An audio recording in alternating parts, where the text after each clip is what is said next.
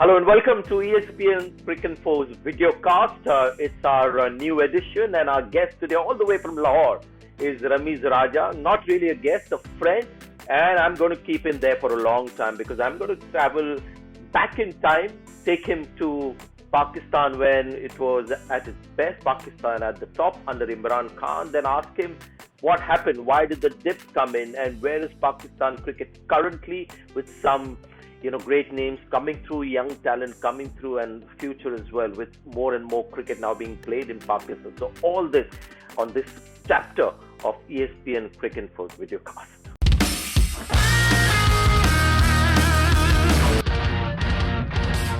You know how many times we've just sat, just two of us, and I've talked about everything under the sun. So welcome, and tell us how you're feeling reconnecting after a long time. Well, it feels great, absolutely great. And, I'd like to be as candid as possible. Sanjay, with you, I can do that. I can take that liberty. The first thing, I've told you this in one of those hotel lobbies, that I remember when, my sort of predecessors like Dilip Vengsarkar, Sunil Gavaskar, when they played against Pakistan, they would tell us stories about, your team and stuff. And Dilip Vengsarkar told me this, that they were in Sharjah and you had just come on your first trip there. And I think Javed or Mudassar pulled Dilip, who had come with the Indian team for the nest, and said, come and have a look at this young boy. I just want to tell the viewers, people think from outside that there is this tremendous rivalry and, they don't talk to each other. But that is the kind of comfort level that players had. So Javed said, have a look at this boy. And you were batting in the net. And he's like, Dekhna jara isko. Okay. And and Dilip said, acha hai. So, you know what, Javed or Mudassar, my memory, may not be either Javed or Mudassar. And you know what he said? Acha nahi hai, bahut acha hai. Wow. So it was Thank brilliant. You. So that's we are off to a great start, Sanjay. We are off to a great start. So let me bring you crashing down again quickly. Okay, react to that. You see, point is that our generation was a great admirer of the Indian batting setup. And we absolutely were in awe of, say, Sunil Gavaskar, because that 86-87 series that was played in India, he would walk in and we'd be looking at an impossible target to defeat because he was so compact. And if Imran said that, here's a giant of a batsman, then you listened to Imran and you got impressed straight away. But other than that, other than the cricketing qualities, I think it was the air of the field, which was so friendly. And I think that is what people don't identify with India-Pakistan contest, which is extremely strange because we speak the same language. I tell people all the time that my house here in Model Town, which is pretty central part of Lahore, is just about 40 minutes away from Wagah border. And I took this trip by road to India. And Sanjay, believe me, nothing changed. The chaos as far as traffic was concerned, the horn, the chirping of the birds, the foul words, everything was the same. And so you had freedom of culture whenever India and Pakistan played. And that's why we never sledged. Whenever we played, there's nothing of that kind at all. Well, Ramiz, you've played at a time, I always felt we were so lucky. I started in 89, I finished in 97, 98, one of the weaker phase of Indian cricket. You played when Pakistan were at their best. You played under Imran. So that is something that we've got to talk about. So you were lucky to come into a dressing room, which was just sort of brimming with confidence. Yeah, it was a different ball game altogether because before Imran, there was Javed Miandad factor as well. And Javed was considered a god, really, because in Karachi, nothing moved. If Javed said everything has got to come to a standstill, it did actually, because he's that kind of a personality, especially in Karachi. But under Imran, we felt absolutely free to express ourselves with the bat, with the ball. And he took the fear of losing away from us.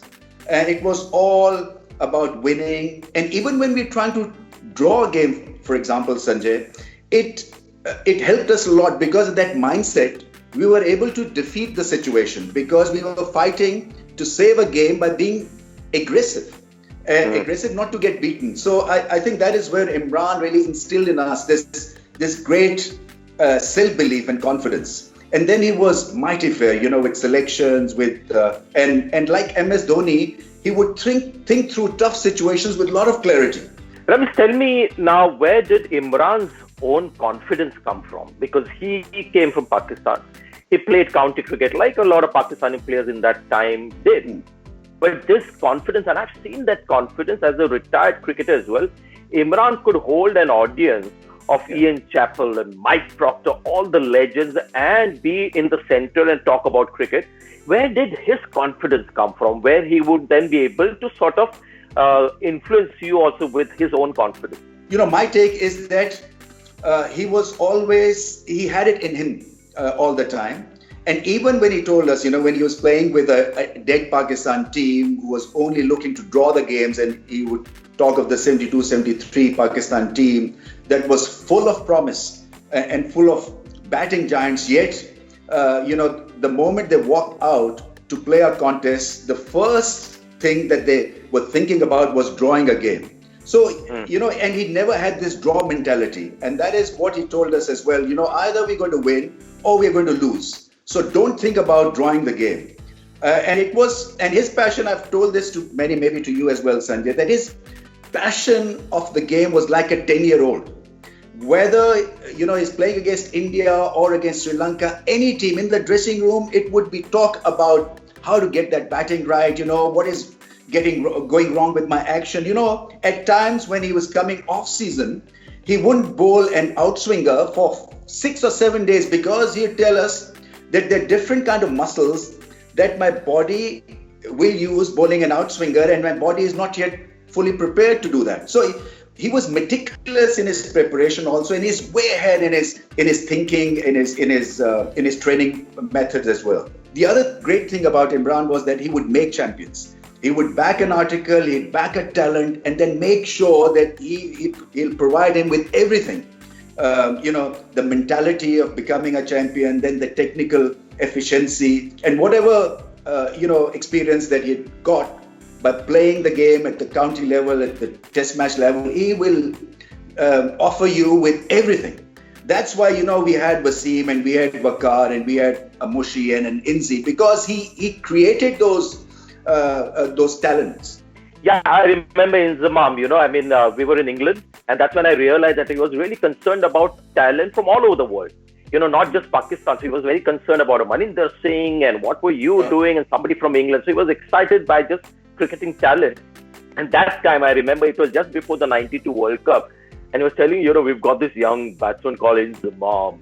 And if he shows good temperament, I think he'll be a great batsman. Straight away, Waqar Yunus.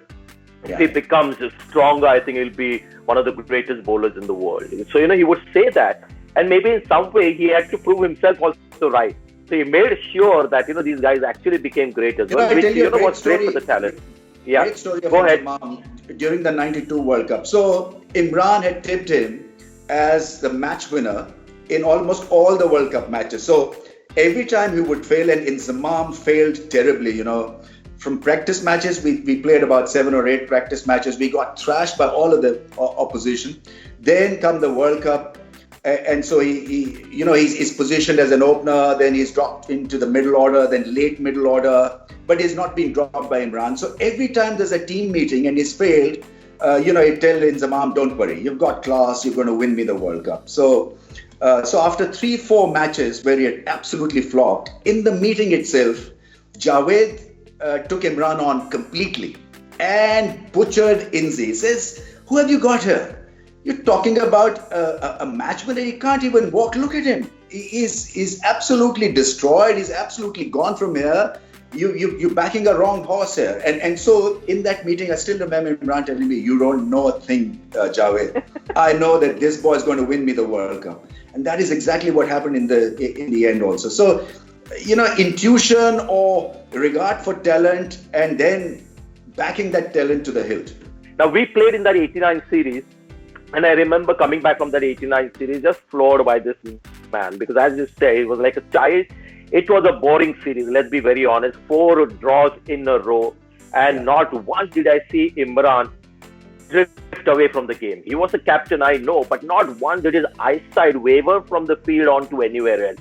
And one of the memory that I carry was, yaar Rambo. Keep calling yaar Rambo, tum dive kyun nahi marte?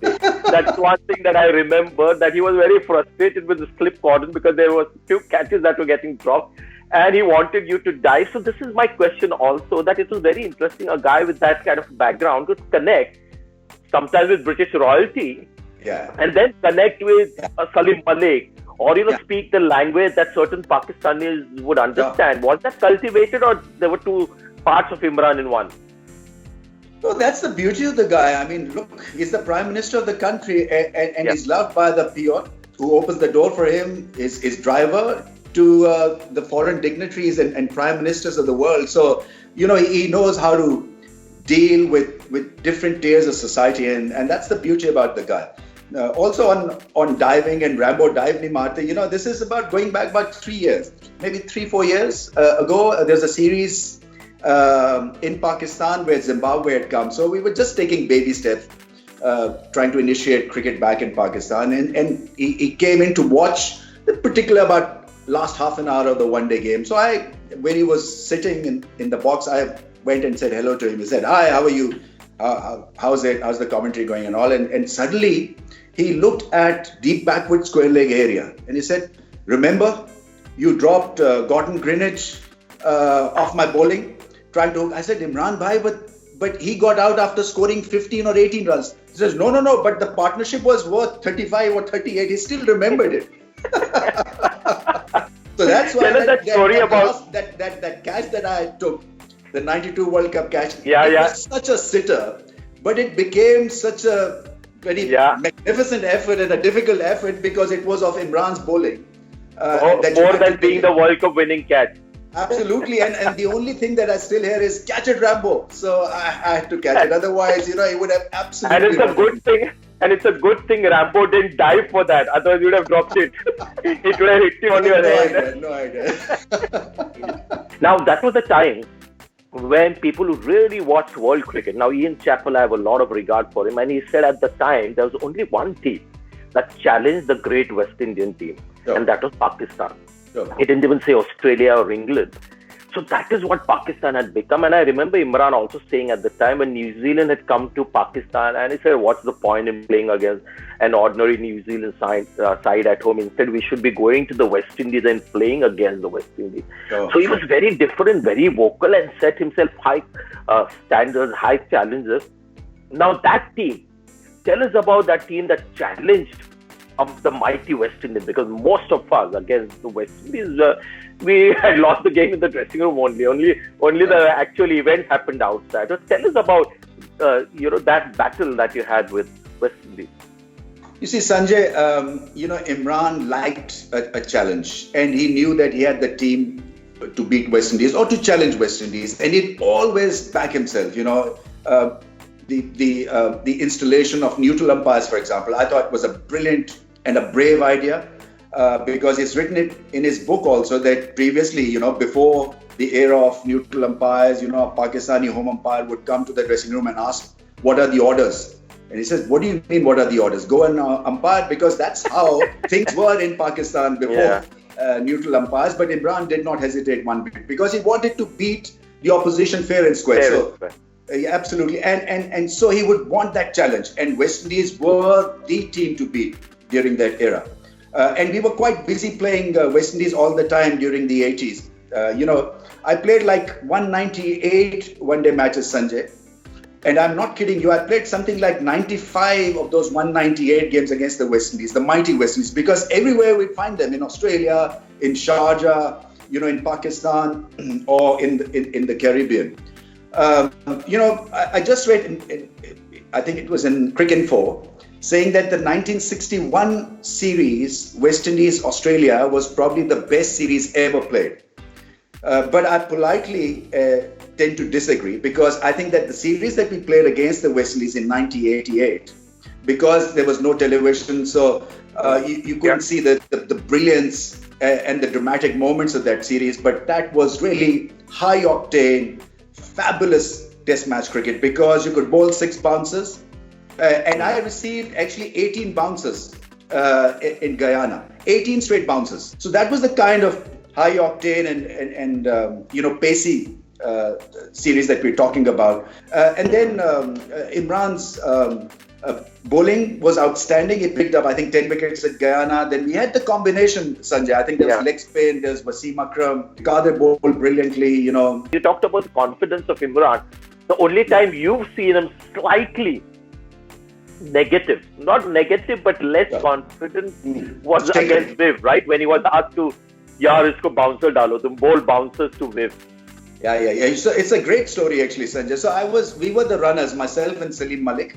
This was going back 1980, 81, maybe 81, 82 series in Pakistan. So we just finished under 19 level. And so we asked to be part of the Pakistan team. And I was I was gone amazed at the talent that we had in that dressing room because, the greats of the game were there. And Javed was the captain of the Pakistan team. So I remember Pakistan were bowled out. And then so Imran and company were getting ready to go and bowl.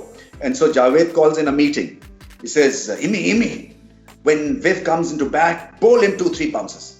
So he's tying his laces. I still remember vividly. And he says, are you mad? He'll hit me for a 6. So, that's the respect that Imran had actually for Viv. Okay, now we were talking about the highs of Pakistan cricket. What happened after that and the dip is something that I really want to get into. Now, you can't tell me it was domestic cricket or, there's no cricket in Pakistan and stuff like that, because I've seen Pakistan, despite all that, still managed to have a world-class team. Something significant change, because when you were at the top as well, domestic cricket still wasn't great, right? It was not, the infrastructure wasn't great. It just, Pakistan cricket just blossomed in the desert, so to say. Yeah, it's a bit like the West Indies scenario where everything was for granted. The battery of fast bowlers were coming through without putting extra bit of effort at the grassroots level. And certainly when there was an option available or a window was available to some of these guys, they went to US and started, doing something else. Similarly in Pakistan, I think we felt extremely comfortable that, every season we'd produce from nowhere 5 or 6 top quality fast bowlers, and then batting was always a struggle for us in most times. But, that part was efficiently covered by the talent with the ball. Similarly with spin, and for some seasons it continued to help Pakistan. And suddenly, maybe influx of limited overs cricket where there was more change of pace, maybe bad management at the top level because they didn't work extremely hard at the lower level, lower tier. The school cricket started to go off because of commercialism. A lot of schools these days are still being housed in houses actually. So they don't have any playing fields, playing areas. So the entire culture somehow collapsed. And then we started to get worried, and then we got desperate, and then we wanted someone to come through at any cost. And that didn't help Pakistan cricket as well. So I think it was a collateral damage that sent Pakistan reeling. And now only in the last year and a half, things have started to prop up again. The last PSL, we saw some fantastic bowling talent. There are 2-3 batsmen that have looked extremely good as well. If you had an open trial in Pakistan, would there still be a lot of young kids wanting to line up and become fast bowlers, or the culture's really changed down there as well at the grassroots level? No, thankfully, I think it's coming back. I think it's coming back in small doses, but it is the willing to bowl fast, the heart to bowl fast is still very much beating. Wow. And I think in the next couple of years, you'll see a lot of good young talent. And I say this on the back of watching some great fast bowling talent that I saw during the PSL. Because about 5 or 6 of them are over 146, 147 clicks. And that is serious pace. Now, you've got to manage them. You've got to make sure that they're part of your scenery, part of your canvas, because you've got to show patience. And that is the reason why I tell everyone here in such sessions that Pakistan need to introduce young blood in white ball cricket. It's as simple as that. There's no point in going back to the have-beens It's a format where you can introduce young talent. That'll increase your cricketing canvas as well. They may go on to play Test cricket for you as well. So I think it's a mindset that has to change.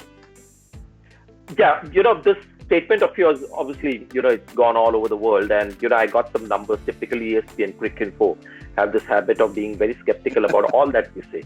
So, and that is why I think we've all grown in our respective profession, because you get the counter view.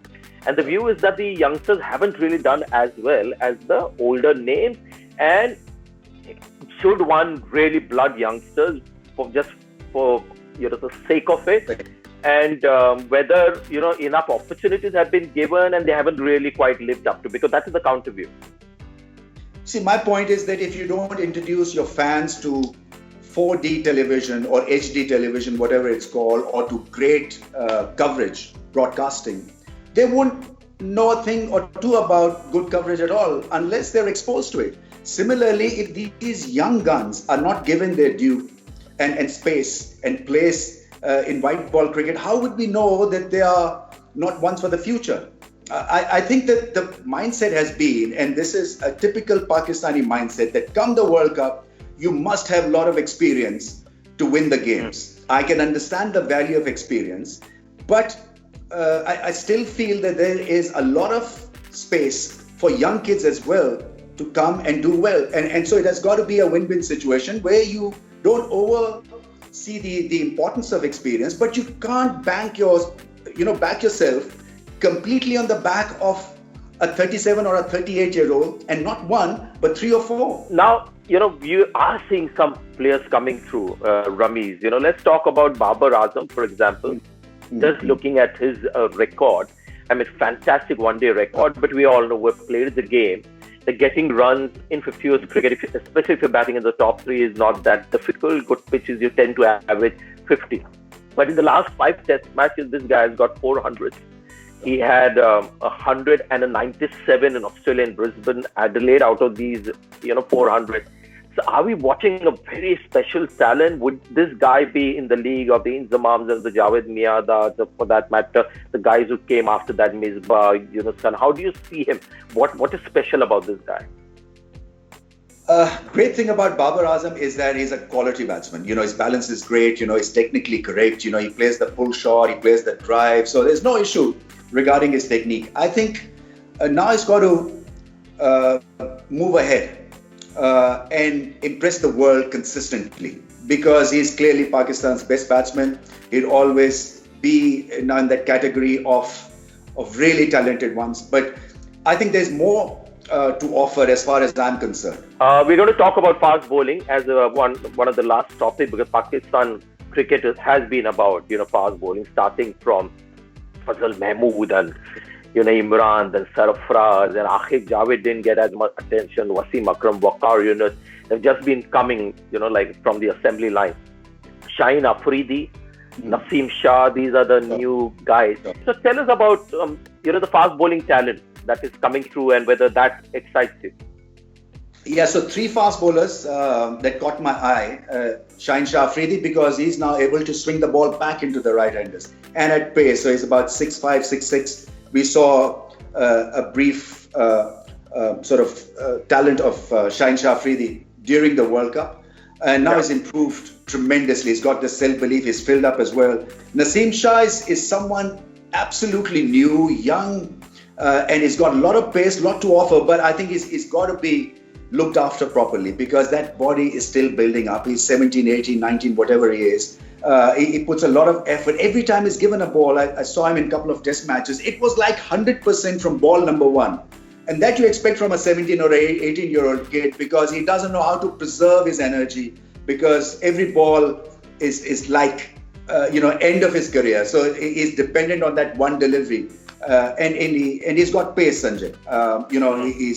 He's quick and can bowl the reverse as well. And then Hasnan is also around 147, 148 clicks. So we've got a good spread of fast bowlers, but they need to be nurtured. It's extremely important, because we don't want to lose them. Once you identify the talent, and I want this with Waqar, because Waqar is looking after these young fast bowlers. He understands the value of preservation, when to unleash them, when to load them, when to unload them. That kind of stuff is needed because it's a young group that needs a lot of nourishing and nudging. Wonderful. Great to know that, and brilliant. This is the kind of chat that I wanted, Ramiz. Thank you so much, Ramiz. Always great catching up, and let's hope everything, becomes normal and we can keep watching cricket, and we have a lovely job, isn't it? Our profession is great. I mean, we are lucky for retirement. Absolutely. Thank you so much for having me on your show. Thanks a lot. And give my regards to your family. This is Ramiz has a beautiful home in Lahore, and he makes the best namak gosh that I have ever tasted in my life. So, Ramiz, thank you so much for your time. Come again, Sanjay. Come again.